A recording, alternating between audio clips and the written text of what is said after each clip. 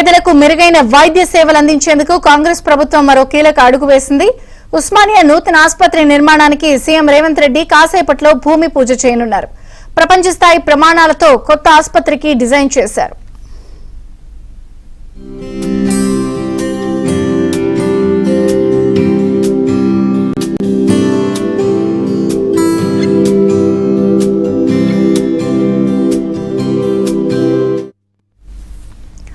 తెలంగాణతో పాటు ఏపీ, మహారాష్ట్ర, ఛత్తీస్గఢ్, కర్ణాటక ప్రజలకు సైతం వైద్య సేవలు అందించిన ఉస్మానియా ఆసుపత్రి నూతన భవనం నిర్మించాలని సీఎం రేవంత్ రెడ్డి నిర్ణయించారు.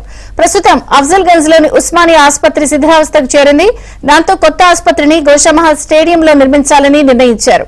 2000 పడకల సామర్థ్యంతో 32 లక్షల చదరపు అడుగుల విస్తీర్ణంలో కొత్త భవనం నిర్మించనున్నారు.